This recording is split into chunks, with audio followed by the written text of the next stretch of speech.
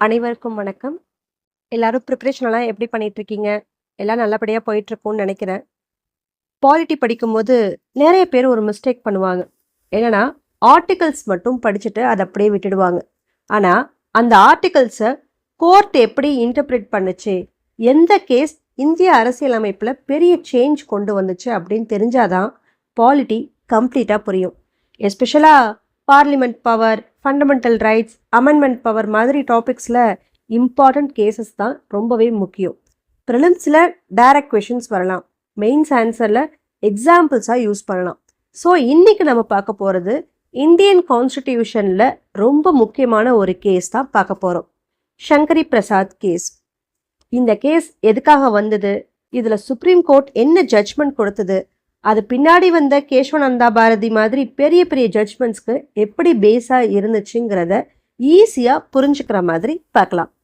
இந்த case எதுக்கான case அப்படின்னு பார்த்தோம்னா, நாடாளுமன்றத்துடைய திருத்த அதிகாரம் வெர்சஸ் அடிப்படை உரிமைகள், இதை பற்றின கேஸ் தான் இந்த சங்கரி பிரசாத் வழக்குங்கிறது. இந்திய அரசியலமைப்பு உருவாக்கப்பட்டப்போ ஒரு மிகப்பெரிய கேள்வி எல்லாருக்கிட்டையும் இருந்தது. அதாவது என்னன்னா, அடிப்படை உரிமைகளை நாடாளுமன்றத்தால் மாற்ற முடியுமா? அதாவது மக்களுக்கு அரசியலமைப்பு கொடுத்த உரிமைகளை அரசாங்கம் அதுக்கப்புறம் திருத்தி குறைக்க முடியுமா? இந்த கேள்விக்கான முதல் பெரிய பதிலை வழங்கின வழக்கு தான் இந்த சங்கரி பிரசாத் வழக்கு. ஓகேவா?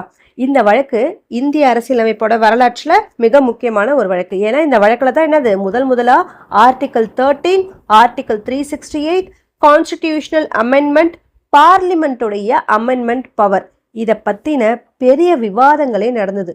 என்னென்ன 4 விஷயங்கள்? ஆர்டிகல் 13, ஆர்டிகல் 368, கான்ஸ்டிடியூஷனல் அமெண்ட்மெண்ட், பார்லிமெண்ட்டுடைய அமெண்ட்மெண்ட் பவர். ஓகேவா? இந்த வழக்கு பின்னால வந்த கோலக்நாத் வழக்கு, கேசவநந்தா பாரதி வழக்கு, மினர்வா மில்ஸ் வழக்கு, இந்த மாதிரியான மிகப்பெரிய தீர்ப்புகளுக்கு அடித்தளமா அமைஞ்சதே இந்த சங்கரி பிரசாத் வழக்கு தான். இந்த வழக்குடைய பேக்ரவுண்ட் என்ன அப்படின்னு பார்த்தோம்னா, இந்தியா சுதந்திரம் பெற்ற பிறகு சில நில சீர்திருத்த சட்டங்களை கொண்டு வந்துச்சு. ஏன்னா அந்த காலத்துல பெரிய ஜமீன்தார்கள், நில உரிமையாளர்கள், ராஜாக்கள் இவங்கெல்லாம் ஆயிரக்கணக்கான ஏக்கர் நிலங்களை வச்சிருந்தாங்க. ஆனா ஏழை விவசாயிகள்கிட்ட நிலங்களே கிடையாது. இதனால சமூக சமத்துவம் பாதிக்கப்பட்டுச்சு. அதனால கவர்மெண்ட் என்ன நினைச்சதுன்னா, நிலங்களை பறிமுதல் செஞ்சு ஏழை விவசாயிகளுக்கு வழங்கணும். இதுக்காக பல மாநிலங்கள்ல என்ன கொண்டு வந்தாங்க? லேண்ட் ரிஃபார்ம் லாஸ் அப்படிங்கிற ஒரு விஷயத்த கொண்டு வராங்க. இருக்கிறவங்கள்ட்டேருந்து பிடுங்கி இல்லாதவங்கள்ட்ட கொடுக்கணும். ஸோ இதுதான் லாஜிக். ஸோ இந்த நோக்கத்தை அரசு செயல்படுத்த போகுது. இப்போ பிரச்சனை எங்க வந்தது அப்படின்னு பார்த்தோம்னா, நில உரிமையாளர்கள் நீதிமன்றத்துக்கு போறாங்க. அவங்க என்ன சொல்றாங்க? எங்களோட சொத்து உரிமையை அரசு பறிக்க முடியாது, ஏன் எங்க சொத்தை எடுத்து எப்படி நீங்க தானமா வெளியே கொடுப்பீங்க அப்படின்ட்டு அவங்க கேஸ் போடுறாங்க. அந்த காலத்துல சொத்துரிமைங்கிறது ஒரு அடிப்படை உரிமையா இருந்தது. அதாவது ஆர்டிகல் 19, ஆர்டிகல் 19ல தானே பேச்சுரிமை, கருத்துரிமை இதெல்லாம் வரும் இல்லையா? ஸோ இந்த ஆர்டிகல் 19 ஆஃப் 1ல எஃப் செக்ஷன்ல என்ன இருந்தது? சொத்துரிமை, சொத்து வச்சிருக்கிறதுக்கும் உரிமை இருந்தது. அது ஆர்டிகல் 31ல சொத்து பறிமுதல் தொடர்பான பாதுகாப்பு இருந்தது. ஸோ இதை பேஸ் பண்ணி அவங்க கேஸ் போடுறாங்க. எப்படி எங்களுடைய சொத்தை நீங்கள் பறிமுதல் பண்ணலாம் அப்படின்னு அவங்க கேஸ் போடுறாங்க. ஸோ நீதிமன்றத்துடைய ஆரம்ப தீர்ப்பு எப்படி இருந்ததுன்னா, சில உயர் நீதிமன்றங்கள் சில சீர்திருத்த சட்டங்களுக்கு எதிராக தீர்ப்பு வழங்குச்சு. இதனால அரசுக்கு பெரிய சிக்கல் ஏற்பட்டுச்சு. ஸோ இதனால அரசு என்ன பண்ணுது? 1951லேருந்து அரசியலமைப்பு திருத்த சட்டத்தை கொண்டு வருது. இப்போ ஃபர்ஸ்ட் கான்ஸ்டிடியூஷனல் அமெண்ட்மெண்ட் ஆக்ட் 1951 இப்போ செயல்படுத்துகிறாங்க. 1950ல் தான் கான்ஸ்டிடியூஷன் நமக்கு ரிபப்ளிக் டே அன்னைக்கு நம்மளுடைய இந்தியன் கான்ஸ்டிடியூஷன் வெளியிடப்பட்டுச்சு. ஓகேவா? ஸோ இதோட அமெண்ட்மெண்ட் எப்போ நடக்குது? 1951ல் நடக்குது. ஸோ இந்த திருத்தத்தின் மூலம் என்ன கொண்டு வராங்கன்னு பார்த்தீங்கன்னா, ஆர்டிகல் 31A அப்படிங்கிற ஒரு விஷயத்த சேர்க்கிறாங்க. அதாவது நில சீர்திருத்த சட்டங்களுக்கு பாதுகாப்பு வழங்கப்பட்டுச்சு. அதே போல ஆர்டிகல் 31B அப்படிங்கிற ஒரு விஷயமும் சேர்க்கப்பட்டுச்சு. இதுல என்ன சொல்றாங்க? சில சட்டங்கள் நீதிமன்ற பரிசோதனையிலிருந்து பாதுகாக்கப்பட்டன. ஓகேவா? 31A அப்படிங்கிறது என்னது? நில சீர்திருத்த சட்டங்களுக்கு பாதுகாப்பு வழங்குறது. 31B அப்படிங்கிறது சில சட்டங்கள் நீதிமன்ற பரிசோதனையிலிருந்து பாதுகாக்கப்படுறதா அமெண்ட்மெண்ட் கொண்டு வராங்க. அதே போல 9th ஷெட்யூல் உருவாக்கப்பட்டுச்சு. ஆல்ரெடி கான்ஸ்டிடியூஷன் ரிலீஸ் பண்ணப்போ நம்ம கிட்ட இருந்தது எத்தனை ஷெட்யூல்? 8 ஷெட்யூல்ஸ் தான் இருந்தது. ஸோ இப்போ என்ன பண்றாங்க, 9வது அட்டவணை சேர்க்கப்பட்டுச்சு.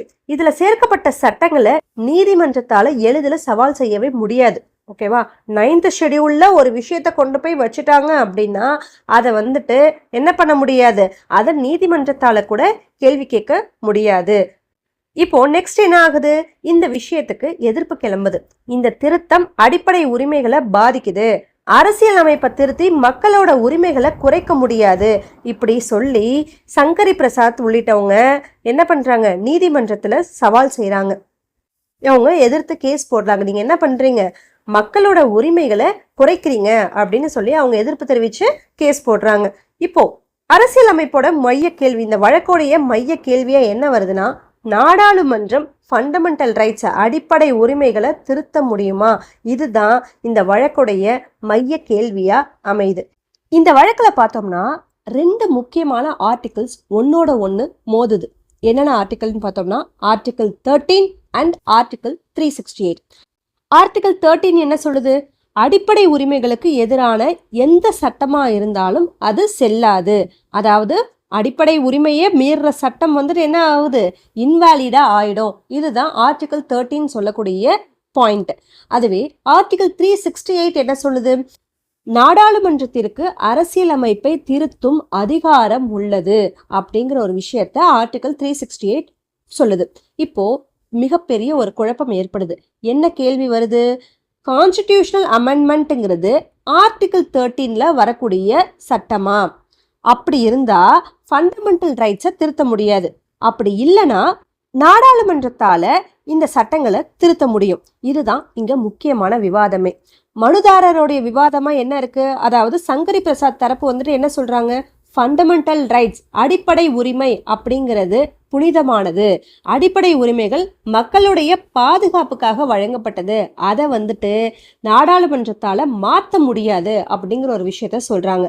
அடுத்த ஒரு விஷயம் என்ன சொல்றாங்க, கான்ஸ்டிடியூஷனல் அமெண்ட்மெண்ட்டும் ஒரு லா தானே, அதனால இங்க அந்த ஆர்டிகிள் 13 அப்ளை ஆகணும் அப்படிங்கிற ஒரு விஷயத்த சொல்றாங்க.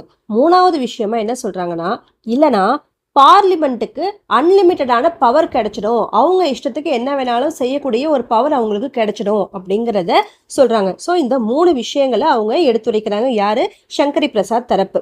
ஆனா கவர்மெண்ட் என்ன சொன்னிச்சு தெரியுமா, இல்ல கான்ஸ்டிடியூஷன் அமெண்ட் பண்றது ஒரு ஆர்டினரியான சட்டம் கிடையாது, அது ஸ்பெஷல் பவர். ஆர்டிகிள் 368 பார்லிமெண்ட்டுக்கு அந்த அதிகாரம் கொடுத்துருக்கு. அதனால கான்ஸ்டிடியூஷனல் அமெண்ட்மெண்ட் ஆர்டிகிள் 13ல வரக்கூடிய லா கிடையாது அப்படின்னு கவர்மெண்ட் சொல்லிட்டாங்க. புரியுதுங்களா? இது வந்துட்டு என்னது, சாதாரண லாவே கிடையாது கான்ஸ்டிடியூஷனை அமெண்ட் பண்றது, இது ஒரு ஸ்பெஷல் பவர். அதனால உங்களோட நீங்க சொல்லக்கூடிய இந்த ஆர்டிகிள் 13ல இந்த விஷயம் வராது அப்படின்னு சொல்லிடுறாங்க. இப்போ எல்லாரும் ஒரு விஷயத்துக்காக வெயிட் பண்றாங்க. என்னன்னா சுப்ரீம் கோர்ட் என்ன இதுக்கு பதில் சொல்ல போகுது அப்படின்ட்டு. ஃபைனலா கோர்ட் ஜட்ஜ்மெண்ட் வருது. எப்படி, கோர்ட் வந்துட்டு அரசாங்க தரப்புக்கு சப்போர்ட் பண்ணி தான் கோர்ட்டுடைய ஜட்ஜ்மெண்ட் வருது. சுப்ரீம் கோர்ட் சொன்ன முக்கியமான விஷயம் என்ன, ஆமா பார்லிமெண்ட் ஃபண்டமெண்டல் ரைட்ஸை கூட அமெண்ட் பண்ணலாம். இது எல்லாருக்கும் ஒரு மிகப்பெரிய ஷாக்கா இருக்கு. மேலும் கோர்ட் என்ன சொல்லுது, கான்ஸ்டிடியூஷன் அமெண்ட்மெண்ட்ங்கிறது ஆர்டிகிள் 13ல வரக்கூடிய லா கிடையாது. அதாவது ஆர்டினரியான லாங்கிறது வேற, கான்ஸ்டிடியூஷனல் அமெண்ட்மெண்ட்ங்கிறது வேற. அதனால பார்லிமெண்ட்ஸ்க்கு பவர் இருக்கு அப்படின்ட்டு சொல்றாங்க. ஸோ இந்த ஜட்ஜ்மெண்ட் வந்ததுக்கு அப்புறம் பார்லிமெண்ட்டுடைய பவர் ரொம்பவே இன்க்ரீஸ் ஆயிடுச்சு. ஃபண்டமெண்டல் ரைட்ஸை கூட மாத்தலாம் அப்படிங்கிற ஒரு நிலைமை வந்துருச்சு. ஆனா இதோட கான்ட்ரோவர்சி அப்போதான் ஆரம்பமாகுது. சில பேர் என்ன சொல்றாங்க, இப்படி பவர் கொடுத்தா நாளைக்கு அரசு எந்த உரிமையையும் ரிமூவ் பண்ணிடலாம் இல்லையா, இருக்கக்கூடிய எல்லா ஃபண்டமெண்டல் ரைட்ஸையும் கவர்மெண்ட்டே ரிமூவ் பண்ணிடுச்சுன்னா அப்புறம் மக்களோட நிலைமை என்ன ஆகும், இப்படி சில பேர் சொன்னாங்க. ஸோ இப்படி ஒரு கிரிட்டிசிசம் வந்துருச்சு. இந்த கேஸ் ஏன் இவ்வளவு இம்பார்ட்டன்ட்னு தெரியுமா, இதுதான் நாடாளுமன்றத்துக்கும் நீதித்துறைக்கும் ஏற்பட்ட ஃபைட்டோடைய ஆரம்ப கட்டமே. ஒரு பக்கம் பார்லிமெண்ட் எங்களுக்கு அமெண்ட் பண்ண பவர் இருக்குன்னு சொல்றாங்க, இன்னொரு பக்கம் ஜுடிஷியரி என்ன சொல்றாங்க, ஃபண்டமெண்டல் ரைட்ஸுங்கிறது பாதுகாக்கப்படணும்னு சொல்றாங்க. ஸோ இந்த கான்ஃப்ளிக்ட் அடுத்த பல வருஷங்களுக்கு தொடர்ந்து நடந்துகிட்டே இருந்தது. அதுக்கப்புறம் என்னாச்சு தெரியுமா, 1965 சஜன் சிங் கேஸ் நடந்தது. அந்த கேஸ்ல உச்சநீதிமன்றம் திரும்பவும் சங்கரி பிரசாத் தீர்ப்பை ஆதரிச்சு தீர்ப்பு கொடுத்தது. பார்லிமெண்ட் ஃபண்டமெண்டல் ரைட்ஸை திருத்த முடியும் அப்படிங்கிற தீர்ப்பை கொடுத்துருச்சு. பிறகு 1967 நெக்ஸ்ட் 2 இயர்ஸ் கழிச்சு கோலக்நாத் கேஸ் நடக்குது. இந்த கேஸ்ல நீதிமன்றம் தன்னோட பழைய கருத்தை மாத்திடுச்சு. இப்போ என்ன சொல்லுது நீதிமன்றம்? பார்லிமெண்ட் ஃபண்டமெண்டல் ரைட்ஸை திருத்த முடியாது அப்படின்னு சொல்லிட்டாங்க. நெக்ஸ்ட் 2 வருஷத்துலயே சங்கரி பிரசாத் தீர்ப்புக்கு எதிரான தீர்ப்பா இது அமைஞ்சிடுச்சு. இதுக்கு பிறகு கவர்மெண்ட் என்ன பண்றாங்க? பார்லிமெண்ட்டுக்கு திருத்த அதிகாரம் உண்டு அப்படின்னு தெளிவா சொல்றதுக்காக 24வது திருத்தத்தை கொண்டு வந்துச்சு. ஸோ இதுக்கப்புறம் என்ன நடக்குது? 1973 கேசவானந்த பாரதி வழக்கு நடக்குது. இந்த வழக்கில் நீதிமன்றம் ஒரு மிகப்பெரிய தீர்ப்பை வழங்குது. என்னன்னா, பார்லிமெண்ட் அரசியலமைப்பை திருத்தலாம், ஆனா பேசிக் ஸ்ட்ரக்சரை அழிக்க முடியாது அப்படிங்கிற ஒரு விஷயத்த சொல்லிடுறாங்க. ஸோ இங்கேருந்து தான் இந்த பேசிக் ஸ்ட்ரக்சர் தியரியே வந்துட்டு ஆரம்பமாகுது. இந்திய அரசியலமைப்புடைய அடிப்படை அமைப்புகள் என்னென்னோ? ஜனநாயகம், நீதித்துறை சுதந்திரம், அடிப்படை உரிமைகள், கூட்டாட்சி, சட்டத்தின் ஆட்சி, இந்த மாதிரியான முக்கியமான பேசிக் ஸ்ட்ரக்சரை என்னைக்குமே அழிக்க முடியாது அப்படிங்கிற ஒரு விஷயத்த சொல்லிடுறாங்க. இப்போ இந்த சங்கரி பிரசாத் வழக்குக்கு என்னென்ன விமர்சனங்கள்லாம் வந்துச்சு அப்படின்னு பார்த்தோம்னா, பார்லிமெண்ட்டுக்கு அதிக அதிகாரம் கொடுக்குறீங்க அப்படிங்கிற ஒரு விஷயத்த சொன்னாங்கன்னு சொன்னோமா. இந்த தீர்ப்பு என்ன பண்ணுச்சு? பார்லிமெண்ட்டுக்கு மிகப்பெரிய அதிகாரத்தை கொடுத்துருச்சு. அடுத்து என்ன ஆச்சு? ஃபண்டமெண்டல் ரைட்ஸ் பலவீனமா ஆயிடுச்சு. அதாவது அடிப்படை உரிமைகளை மாற்றலாம்ங்கிற நிலைமை மக்களுடைய உரிமைகளுக்கு ஆபத்தா பார்க்கப்பட்டுச்சு. நெக்ஸ்ட், நீதிமன்றம் ஃபண்டமெண்டல் ரைட்ஸை முழுமையாக பாதுகாக்கலை அப்படிங்கிற ஒரு விமர்சனமும் வந்துச்சு. ஆனால் ஆதரிக்கிறவங்களுடைய கருத்து என்ன வந்தது? சில பேர் என்ன சொல்கிறாங்க? சமூக மாற்றங்களுக்கு அரசியலமைப்பு ஃப்ளெக்சிபிளாக இருக்கணும், நில சீர்திருத்தம் மாதிரியான சமூக நீதி நடவடிக்கைகள் ரொம்பவே முக்கியம், அதனால இந்த திருத்த அதிகாரம் அவசியம் அப்படின்ட்டு சில பேர் ஆதரிக்கிறவங்க சொல்கிறாங்க. ஓகேவா? ஸோ இதுதான் கிரிட்டிசிசம் அண்ட் ஆதரிக்கிறவங்களுடைய கருத்து. இப்போது நம்ம மெயின்ஸ் எக்ஸாம்லேயும் சரி, இல்லை ஒரு இதை பற்றின கண்டென்ட்டில் எக்ஸாம் பாயிண்ட் ஆஃப் வியூவில் நம்ம தெரிஞ்சுக்க வேண்டிய கண்டென்ட் என்ன அப்படின்னு பார்த்தோம்னா, முதல்ல கான்ஸ்டிடியூஷனல் அமெண்ட்மெண்ட் தொடர்பான வழக்கு எது அப்படின்னு கேட்டோம்னா இந்த சங்கரி பிரசாத் வழக்கு தான். பார்லிமெண்ட் அமெண்ட்மெண்ட் பவர் பற்றி முக்கிய தீர்ப்பு வழங்கின கேஸும் இந்த சங்கரி பிரசாத் வழக்கு தான். இதில் இன்வால்வ் ஆகிருக்கக்கூடிய முக்கியமான கான்செப்ட் என்ன? ஆர்டிகல் 13, ஆர்டிகல் 368 கான்ஸ்டிடியூஷனல் அமெண்ட்மெண்ட் கொண்டு வரப்பட்டுச்சு. அடுத்ததாக 9th schedule judicial review. So இத்தனை விஷயங்களும் இதில் இருக்கக்கூடிய முக்கியமான கான்செப்ட். ஓகேவா? கான்ஸ்டிடியூஷனல் அமெண்ட்மெண்ட்டும் ஆர்டிகல் 13 இருக்கக்கூடிய லாவும் ஒன்று கிடையாது அப்படிங்கிறது தான் இதனுடைய தீர்ப்பு. ஓகேவா? இதோடைய முக்கியத்துவம் என்ன அப்படின்னு பார்த்தோம்னா, பார்லிமெண்ட்டுக்கும் ஜுடிஷியரிக்கும் ஏற்பட்ட அந்த வாக்குவாதம் இங்கே தான் ஆரம்பிக்குது. பேசிக் ஸ்ட்ரக்சர் தியரி உருவாக காரணமான வழக்கு இந்த சங்கரி பிரசாத் வழக்கு தான். ஓகேவா? விமர்சனங்கள் என்ன சொன்னோம்? பார்லிமெண்ட்டுக்கு அதிகாரம் அதிகரிச்சது, ஃபண்டமெண்டல் ரைட்ஸுடைய பாதுகாப்பு குறைஞ்சது, இதெல்லாம் தான் விமர்சனம். ஓகேவா?